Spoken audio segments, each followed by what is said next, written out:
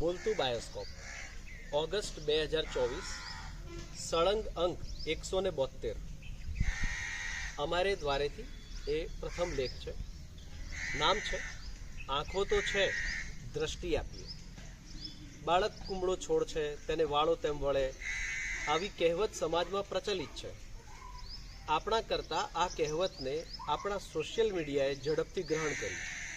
બાળકોમાં મોબાઈલ એટલે આપણું અભિન્ન અંગ, મોબાઈલ એટલે તો મારી જીવન જરૂરિયાત એવું એમના મનમાં ઠસાવી દીધું છે. સોશિયલ મીડિયાએ તેનાથી પણ આગળ વધીને પ્રથમ પગથિયે એક નવો કિમિયો પણ અજમાવ્યો છે કે બાળકને ઈચ્છે તેવું બતાવીએ અને ત્યારબાદ આપણે ઈચ્છીએ તેવું બાળક જુએ. તે તરફ પણ એ આગળ વધી ગયું. યાદ કરો, વાળીએ તેમ વળે આપણે જ એટલે કે માણસે બનાવેલ સોશિયલ મીડિયા પાસેથી હવે બાળકોના ઉછેર અંગે આપણે એ શીખી લેવાની જરૂર છે કે બાળકોને બતાવીએ તે જુએ. આજે દુનિયા વ્યવસાયકાર તરીકે મોબાઈલ અને ઇન્ટરનેટથી જેટલી આનંદિત છે તેના કરતાં માતા પિતા તરીકે ખૂબ જ દુઃખી પણ છે. તેમના દુઃખનું એકમાત્ર કારણ પોતાના બાળકોમાં મોબાઈલનું વળગન. પોતાને નવરાશ મળે અથવા તો બાળકોને નાનપણમાં ઝડપથી દુનિયા દેખાડી દેવાની ઘેલછામાં પોતે ક્યારે બાળકના હાથમાં મોબાઈલ પકડાવી દીધો હતો તે પણ યાદ નથી હોતું. અને પછી પોતે જ્યારે નવરાશ અનુભવે ત્યારે પોતાની સાથે મોબાઈલ સામે મોં રાખી બેઠેલા બાળક પાસેથી અપેક્ષા રાખે કે બાળક પોતાની સામે પણ નજર કરે. પરંતુ એ શક્ય નથી, કારણ સોશિયલ મીડિયા એ તો કન્ટેન્ટનું અક્ષય પાત્ર છે. જ્યાં સુધી બાળક પોતે ન ઈચ્છે ત્યાં સુધી તેને નવરાશ અનુભવવા જ ન દે. શું લાગે છે, તમે કે આપણે બાળકની ગમતી વાતોનું અક્ષય પાત્ર બની શકીએ? વિચારીએ. આ બાબતમાં આપણા સૌની મર્યાદા એ છે કે બાળકોને ગમે તેવું અને ગમે તેટલું બતાવી શકવાની ક્ષમતા આપણા સૌમાં નથી. તેવામાં તેમની નજર બદલવી એ જ માત્ર એક ઉપાય છે. બાળકોને વાળીએ તેમ વળે તેનાથી આગળ બાળકોને બતાવીએ તે જુએ તેના ઉપર કામ કરવાની જરૂર છે. બાળક મોબાઈલમાં એટલા માટે વ્યસ્ત છે કે તેને તેની આસપાસની વસ્તુઓને તે પોતાનાથી અલગ રીતે દેખાવની નજરે આપણે સૌએ આપી નથી. રીલ્સમાં કેમ યાદ આવી ગઈ રીલ્સમાં પાણીનો ધોધ કે કોઈક પતંગિયું જોઈને વાવ બોલી જતા બાળકને ક્યારેય તેની આસપાસના પતંગિયામાં આવા રંગો દેખાયા નથી. તેનું મોટું કારણ આપણે સૌ છીએ કે જેને તે નજર આપણે આપી નથી. શું મોબાઈલમાં પડ્યો રહે છે? આસપાસ જુએ તો ખબર પડે કે આપણી આસપાસની પ્રકૃતિ પણ કેવી સરસ મજાની છે. આવા ડાયલોગની સામે કોઈ પૂછે શું જોવું, તો તેનો જવાબ આપણી પાસે હોવો અનિવાર્ય છે. કારણ મોબાઈલ ન જોવે તો શું જોવે તેનો વિકલ્પ અને તેને જોવાની નજર જ્યાં સુધી આપણે નહીં આપીએ ત્યાં સુધી તે મોબાઈલ છોડશે નહીં. આપણે માત્ર છીનવતા રહીશું. આવા જીવડો તો મારા ઘેર બહુ આવે. આવો સંવાદ વિનસભાઈએ સાંભળ્યો અને તરત જ એમણે કહ્યું કે આવું ક્યારેય જોયું છે? અને પછી તો જેમ જેમ બાળકોએ કેમ્પસમાં કરેલા જુદા જુદા ઓબ્ઝર્વેશન્સ દરમિયાન તેમને પાડેલા જીવજંતુઓના ફોટાઓ વિશે તેઓ વિગતે કહેતા ગયા, બાળકોની આંખો ચમકવા લાગી. એક એવું પક્ષી કે જે શિકારને કાંટા સાથે લટકાવી રાખે અને પછી ધીમે ધીમે તેને ખાય. આદિત્યએ પોતાનું આવું અવલોકન રજૂ કર્યું. એમ વાતો આગળ વધતી જ ગઈ તેમ તેમ તેમની આંખોમાં ચમક અને નવાઈથી તેમના મોં પહોળા થવા લાગ્યા. અને આ અમારો અનુભવ અમને એવું કહીને ગયો કે બાળકોમાં પ્રકૃતિને જાણવાની, માણવાની નવી નજર અને જાળવવાની ટેવ ઇન્સ્ટોલ થઈ રહી છે. લિંક આપી છે, ત્યાં તમે પણ એ ટેવ કેવી રીતે ઇન્સ્ટોલ થઈ રહી છે તે વિડીયો તમે જોઈ શકશો. બીજો લેખ છે બાળકોની ચિંતા કરતો સમાજ અને સમાજની ચિંતા કરતા બાળકો. સમાજમાં સૌથી અસરદાર મેસેન્જર કોણ? એવો પ્રશ્ન થતા સૌની આંખો બાળક તરફ સ્થિર થાય. દરેક ઘરમાં સૌથી ધીમે બોલવા છતાં મોટેથી સંભળાતો અવાજ એ ઘરના બાળકોનો જ હોય છે. બાળકો કેવી રીતે કહે છે તે ક્યારેય કોઈએ ધ્યાને લીધું નથી, પરંતુ એ શું કહેવા માગે છે તે તે તો સૌ સરળતાથી સમજી જ જતા હોય છે. માટે સમાજમાં બાળકોનો મેસેજ પરફેક્ટ રીતે પહોંચતો હોય છે. ગામ આખાનો અને ઘરે ઘરનો એક એક પ્રતિનિધિનો સમૂહ એટલે શાળા. તેથી જ સમાજમાં જ્યારે જ્યારે જાગૃતિ લાવવા માટેની કસરત થતી હોય ત્યારે શાળાને પહેલી યાદ કરાય છે. તેના માટેનું કારણ પણ બાળકો જ છે. કારણ કે તેઓ ઓછા સમયમાં વધુમાં વધુ લોકો સુધી વાતને પહોંચાડી દે છે. અને આ માટેનું જે માધ્યમ જે આ તંત્રની દ્રષ્ટિએ ગામની શાળા એવો ફેઝ એ ખૂબ જ અગત્યનો છે. સમાજ પર આવી પડેલી મુસીબતોમાં ઉપાય તરીકે પહેલી હરોળમાં સૌને શાળા જ યાદ આવશે. એનું બીજું એક કારણ છે શિક્ષક. પહેલાંના જમાનામાં અને ક્યાંક ક્યાંક આજે પણ શિક્ષક એ ગામના અને સમાજના માર્ગદર્શક તરીકેના વ્યક્તિઓમાં સૌથી અગ્રિમ હરોળમાં ઊભો હોય છે. જેનો એક એક વચન તરીકે ગણાતું, તેનું કહ્યું સૌ માનતા. અને હા, સ્થાનિક લેવલે જે તે વ્યક્તિને પોતાની સમજણ મુજબ વાત સમજાવવામાં આપણે સૌએ અનુભવી પણ હશે કે જ્યાં શિક્ષક તરીકે છીએ તેમના બાળકોને ઉછેરીએ, કેળવીએ, આનંદિત રાખીએ અને એટલે જ તો તેઓને તેમના સારા માટે કંઈ સૂચન કરવાનો હક પણ આપણો જ છે. અને વ્યવસ્થા તંત્રની દ્રષ્ટિએ જોઈએ તો અપેક્ષિત એ પણ છે કે ફરજ પણ છે. શિક્ષક તરીકે શાળા એટલે મારો પરિવાર એમ કહીએ ત્યારે શાળાના બાળકોને પણ આપણા પરિવારથી અલગ ન ગણી શકીએ. એટલે જ્યારે જ્યારે વાયરસ હોય કે વાવાઝોડું, મુસીબત કોઈ પણ સ્વરૂપમાં આવતી દેખાય એટલે માણસ તરીકે સૌથી પહેલી ચિંતા પોતાના પરિવારની થાય એ સ્વાભાવિક છે. અને શાળાનો પરિવાર તો વિશાળ એટલે ચિંતા પણ એટલી જ વધુ. શાળાને એ દ્રષ્ટિએ પણ જોવી જોઈએ કે રોજે રોજ ભેગા થતા માનવ સમૂહનું સ્થાન. ગામમાં રોજે રોજ સૌથી વધારે વ્યક્તિઓ કોઈ જગ્યાએ ભેગી થતી હોય અને એવું કોઈ સ્થળ હોય તો તે છે ગામની શાળા. તેવામાં વાયરસ રૂપી રોગચાળો હોય કે કેટલીક વોટ્સએપ મેસેજ રૂપી અફવાઓ, આ બધાની સક્રિયતાને અટકાવવી જરૂરી છે. અને સાચી દિશામાં માહિતી વધુ ઝડપથી ફેલાવી શકવાની તાકાત પણ શાળાઓ જ ધરાવે છે. કારણ કે ઘરે ઘરનું, શેરી મહોલ્લાનું વાહક આપણી પાસે છે. અને હા, આપણે અગાઉ કહ્યું છે તેમ વાહક તેના પરિવારનો અસરકારક મેસેન્જર તો છે જ.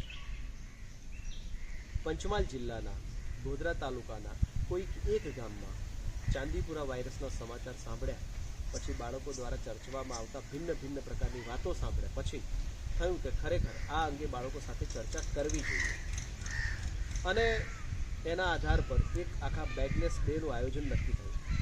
અને એ મુજબ આરોગ્ય વિભાગની વેબસાઇટ્સ પરથી શાળાએ જુદી જુદી માહિતીને એકત્ર કરી બાળકો સુધી તેને વહેંચી અને વાલીઓને સમજાવી શકે તેવા ફોર્મેટમાં બાળકોએ તેને ઢાળી. જયદેવ અને નીલમે આજના રોકસ્ટાર બની પ્રાર્થના સભામાં આ વિગતો પહેલાં બાળકોને સમજાવી, જેમાં વાયરસ કોણ ફેલાવે છે, કેવી રીતે ફેલાવે છે, ચેપ લાગે તો લક્ષણો કેવા હોય, ન લાગે તેના માટે શું કરવું. અને ત્યારબાદ નાગરિક ઉઘડતરના ગ્રુપના લીડરોએ પોતાના વિભાગના શાળા કેમ્પસના ભાગને ચેક કરી મચ્છર માખીના ઉપદ્રવવાળી શક્યતાઓને નિશ્ચિત કરી તેમાં ઓઇલનો પ્રયોગ કરી અને આ ગ્રુપે જે વોલેન્ટિયર ફાળવ્યા જેમનું કામ ગામમાં જનજાગૃતિ માટેનું હતું, તેઓએ ફેસિલિટેટર તરીકે શિક્ષક સાથે મળી ગામમાં નાગરિકો સમજી શકે તેવી સરળ ભાષામાં ચિત્ર, ચાર્ટ આ બધું તૈયાર કરી આખી શાળાએ ગામમાં જઈ વાયરસની માહિતીનો ઢંઢેરો પીટ્યો. તો જે વોલેન્ટિયર્સ હતા એમણે દુકાનો પર જઈ જનજાગૃતિ માટેના ચિત્ર, ચાર્ટ વડે સરળ ભાષામાં પ્રેઝન્ટેશન કર્યું અને દરેક બાળક પોતાને અને આસપાસના ઘરની તિરાડ પૂરો, વાયરસથી બચો ની માહિતી સાથે ઘરે ઘરે પહોંચ્યા. શાળા અને બાળકોના પ્રયત્નોની નોંધ મીડિયાએ, ચેનલોએ ખૂબ જ લીધી. તેનો તો આનંદ છે, પણ વધારે આનંદ રોજે રોજ બાળકો નાગરિક ઉઘડતર દરમિયાન કેમ્પસમાં પોતાના વિભાગમાં મચ્છર ન થાય તેની લેવાતી તકેદારી જોઈને થઈ રહ્યો છે. તો ચાલો માણીએ આવી પડેલી આફતમાં બાળકોએ જવાબદારી ઉપાડી લીધી અને એ આફતને અવસરમાં પલટી દીધી. આના વિશેની વિગતવાર અહીંયા આ વિડીયોના જે કેપ્શન છે તેની અંદર એ લિંક્સ પરથી ક્લિક કરી તમે વિડીયોઝ અને ફોટોઝ જોઈ શકશો. ત્રીજો લેખ છે અભ્યાસી સહઅભ્યાસી. આ અભ્યાસિક કહેવાય અને આ સહઅભ્યાસિક. આ શૈક્ષણિક કહેવાય અને આ યુતક. ઘણા વર્ષોથી મગજમાં આ ખાનાઓ સજ્જડ બની ગયા. આપણે જ્યાં જીવન જીવીએ છીએ ત્યાં ઔપચારિક શિક્ષણનો ઉપયોગ થતો નથી અને શિક્ષણ હોય ત્યાં જીવનને પ્રવેશવા દેતા નથી. કુદરતે અખંડ રચેલી આ ધરતીને માણસ પોતાનો હિસ્સો માની વાડ કરવા માંડે તેમ આ શીખવાના વાડા ક્યાંથી આવે? આવો વિચાર આપણે કર્યો નથી. વિચાર કરીએ. સામાન્ય રીતે વાતમાં ભારતીય સંસ્કૃતિથી પોરસાઈ જઈએ છીએ, પણ આપણે એ મૂળ ભારતીય શિક્ષણ વ્યવસ્થાને કેમ જાણે યાદ જ નથી કરતા? જ્યારે કોઈક એક સમયે કોઈ એક વિષય શીખવાનો નહોતો, આશ્રમ કે મહાવિદ્યાલયના કેટલાક કામ કરવાના હતા, પોતાના પરિવેશમાંથી સમસ્યાઓ શોધવાની હતી, તે કેટલા ઉકેલ મળી શકે તેની જૂથમાં બેસીને ચર્ચા કરવાની હતી, એ પૈકી કયો ઉકેલ થઈ શકે એવો છે અને સમષ્ટિ માટે ઉચિત છે તે ઉકેલ પસંદ કરવાનો હતો, એ ઉપાયો પૈકી સૌથી ઉત્તમ ઉપાયને પસંદ કરી તેનું આયોજન કરવાનું હતું, એ સમસ્યાઓનો ઉકેલ કરવાનો પ્રયત્ન કરવાનો હતો. આ આખી પ્રક્રિયા દરમિયાન કોઈ વાડાબંધી વગર બધા વિષયો શીખતા જવાતા હતા. આ વ્યવસ્થા આગળ પૂર્ણવિરામ કોણે મૂક્યું? મેકોલે. નામ તો સુના હોગા. હા, એ જ મેકોલે આ બધી વ્યવસ્થાઓને તોડી નાખી. જેણે ચોક્કસ વ્યવસાય માટે શિક્ષણને એવી વ્યવસ્થાઓ ઊભી કરી કે બાળકોને 4 દિવાલોની અંદર પૂરી દીધા. અને આપણને અફસોસ તો એ વાતનો હોવો જોઈએ કે આપણે સૌ આટલા વર્ષો પછી એ દિવાલો તોડવાનું તો ઠીક, નીચી કરવાનું પણ વિચારી શકતા નથી. આપણે જાણે એ સમજવામાં અક્ષમ થઈ ગયા છીએ કે શિક્ષક સમજાવ્યા કરે એટલે નહીં, શીખવા માટે શીખનાર સક્રિય થવું પડે. આપણે જ આપણી આ અક્ષમતા દૂર કરવી પડશે. શું કરી શકીએ? તો ધીમે ધીમે શાળાનું સંચાલન વિદ્યાર્થીઓને સોંપતા જઈએ. શરૂઆતમાં એમને અને આપણને મુશ્કેલી પડશે, કારણ કે બંને પક્ષે એ રીતે સંચાલિત શાળાનો કોઈ પૂર્વાનુભવ નથી. આપણી નવા નદીસર પ્રાથમિક શાળામાં આ રીતે સંચાલન વ્યવસ્થા માટે 4 જૂથની રચના થઈ. પછી એમને થોડો સમય લીડર ઉપલીડર વગર શાળા સંચાલન કરવા દીધું. એટલે જૂથ પોતે પોતાના પૈકી કોનામાં લીડરશિપના ગુણ વધુ છે તે પારખી શકે. ત્યારબાદ જૂથના લીડર અને ઉપલીડરની ચૂંટણી કરી. આ ચૂંટણીએ અમને 8 લીડર ઉપલીડર સિવાય અમારો ચૂંટણી અધિકારી તુષાર પણ આપ્યો. ચૂંટાયેલા 8 સભ્યોએ એ જ દિવસે પ્રમુખ ઉપપ્રમુખ ચૂંટણી માટેનું આયોજન કરવાનું પણ મુખ્ય ચૂંટણી અધિકારીને જાહેર કરીને સોંપી દીધું. અત્યાર સુધી પ્રમુખ ઉપપ્રમુખની જે ચૂંટણીની પ્રક્રિયા થાય એમાં શિક્ષક પણ જોડાયેલા રહેતા, પરંતુ આ વર્ષે તેમને એવું લાગ્યું કે તેઓ જાતે કરી લેશે. તુષારે તેની એક ટીમ બનાવી. બધાએ મળી ચૂંટણી કરાવવા માટે કયા કયા કામ કરવાના થશે તેની યાદી કરી. સૌથી લાંબુ કામ હતું મતદાર યાદી તૈયાર કરવાનું. ગત વર્ષ સુધી આધાર ડાયસ પરથી બધા વિદ્યાર્થીઓની યાદીની પ્રિન્ટઆઉટ લઈ લેવાતી અને એ જ અમારી મતદાર યાદી બની જતી. પરંતુ એમણે આ વખતે નક્કી કર્યું કે ધોરણવાર અને ગ્રુપવાર યાદી તૈયાર કરવી જોઈએ. કમ્પ્યુટરમાં ટાઈપિંગ માટેની જે પ્રેક્ટિસ કરી હતી એના આધારે એમના પૈકી ઘણાની આંગળીઓ હવે કીબોર્ડની કી બરાબર ઓળખતી થઈ ગઈ છે. ગૂગલ ડોક શીખવવામાં એમને 15 જ મિનિટ લાગી. એક આખી ટીમ મંડી મતદાર યાદી તૈયાર કરવા. અમારા એટલે કે શિક્ષકોના ભાગે કમ્પ્યુટર કૌશલ્યની વાવણી હવે લહેરાતી જોવાના આનંદ લેવા સિવાય બીજું કોઈ કામ રહ્યું નહોતું. ચૂંટણી પંચે ચૂંટણી જાહેર કરી. ઉમેદવારો જુદા જુદા આઈડિયાઝ વિદ્યાર્થીઓ સાથે, એસએમસીના સભ્યો સાથે, શિક્ષકો સાથે ચર્ચા કરવા લાગ્યા. કેટલાકને લાગતું કે જે ઈંટ રેતી વગેરે થોડું થોડું શાળામાંથી નકામું જાય છે તે નકામું ન જવું જોઈએ. તો કોઈકને થતું કે જ્ઞાન સેતુ અને જ્ઞાન સાધનામાં હજુ ઓછા વિદ્યાર્થીઓ મેરિટમાં આવે છે. તો કોઈકને વળી કબડ્ડી ખોખો જેવી રમતોમાં રાજ્ય સુધી ન પહોંચવાનું ખટકે છે. કોઈકને વળી શાળાના બંધારણનો ડ્રાફ્ટ બની ગયો હોય તો હજુ સુધી રજૂ કેમ નથી થતો એની ફિકર. એમ સૌએ પોતપોતાના આવા મેનિફેસ્ટો સાથે મથવાનું શરૂ કર્યું. ચૂંટણીનો દિવસ આવ્યો અને વરસાદ કે સવારથી જ અમારા પ્રથમ વખત ચૂંટણી કરતા અધિકારીઓ વિમાસણમાં પડ્યા કે હવે શું કરીશું. પરંતુ તેઓએ તેમના તરફથી તૈયારીઓ શરૂ રાખી અને એવા વરસાદી માહોલમાં પણ ચૂંટણી યોજાઈ. ગામના સરપંચથી લઈને શિક્ષકો તેમજ વિદ્યાર્થીઓ સૌએ મતદાનમાં ભાગ લીધો.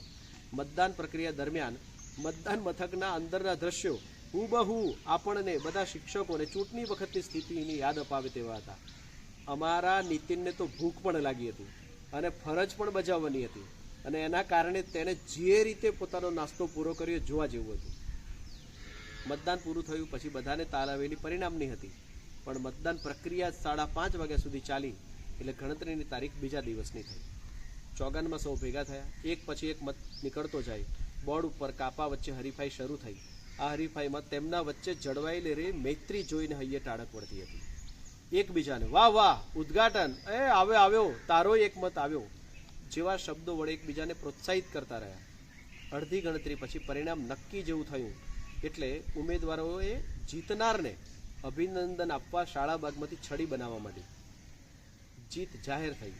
પ્રમુખ ઉપપ્રમુખને સૌથી પહેલા અભિનંદન તેમના હરીફોએ જ આપ્યા ને પછી નાનકડું સરઘસ નીકળ્યું અને એમની આ મસ્તીની વચ્ચે આપણા ભવિષ્યની હસ્તી અમને રહેલી હોય એવું લાગ્યું કે તેઓ જ આ સહજતા રાખી શકે અને આપણને સહજતા શીખવી શકે. જોઈએ પ્રમુખ ઉપપ્રમુખ ચૂંટણીના આ પ્રક્રિયાના દ્રશ્યો કેપ્શનમાં આપેલા જે વિડીયોની લિંક છે તેમજ બ્લોગની લિંક છે તેની ઉપરથી. અને હવે આ મહિનાની જે પળો અમને યાદ રહી ગઈ છે, પાટણ જિલ્લાના કાનેધર ક્લસ્ટરના શિક્ષકો, આચાર્યો એ બધા સાથે શાળાની પ્રવૃત્તિઓ વિશેની જે ચર્ચાઓ થઈ તેનો એક ફોટોગ્રાફ છે. મોજામાંથી સાપ બનાવવાની પ્રવૃત્તિનો એક ફોટોગ્રાફ છે. શાળામાં આ વર્ષથી એવું શરૂ કર્યું છે કે સ્કૂલ તુમકો બુલાય એવું એક બોર્ડ છે અને એની ઉપર ધોરણવાર આજે કયા ધોરણમાં કયા કયા વિદ્યાર્થીઓ ગેરહાજર છે એમના નામની યાદી એ જ લોકો આવીને કરી જાય છે. એમાં દીક્ષિત લંબાઈ ઓછી પડી તો એ લટકીને એના ધોરણના કયા વિદ્યાર્થીઓ ગેરહાજર છે તે લખે એનો એક ફોટોગ્રાફ છે. ચિત્રના જે તાસ થાય એમાં દોરેલા ચિત્ર વિશેનો એક તાસ છે. પર્યાવરણમાં ઝાડની જે છાલ છે એને કાગળ ઉપર પાડવાની એક પ્રવૃત્તિ કરતી એક દીકરીનો ફોટોગ્રાફ છે. એ જ રીતે પર્યાવરણમાં કાગળમાંથી કટ કરીને એક હાથી બનાવતા છોકરાનો એક ફોટોગ્રાફ છે. અને કાગળની જે કલાકારી કરી અને આખો જે બાળમેળો ઉજવાયો તેના વિશેની વિગતો આવતા અંકમાં તમને મળશે, પણ અત્યારે એક ફોટોગ્રાફ અહીંયા છે. તો આ અમારું બોલતો બાયોસ્કોપ હતું. તમને આમાંથી કયો લેખ ગમ્યો, કઈ બાબતોમાં હજુ અમે વધારે સારું કરી શકીએ, તો એના વિશેની કમેન્ટ તમે આ યુટ્યુબની એની અંદર પણ આપી શકો છો. અમારો વોટ્સએપ નંબર પણ છે તો એની ઉપર પણ તમે આપી શકો છો. બ્લોગના એડ્રેસીસ પણ છે તો એની ઉપર પણ કમેન્ટ આપી શકો છો. ફેસબુક અને ટ્વિટરના માધ્યમથી પણ અમારી સાથે જોડાઈ શકો છો. ફરી મળીશું આવા જ બીજા બોલતા બાયોસ્કોપ. ત્યાં સુધી વાંચતા રહો, મળતા રહો.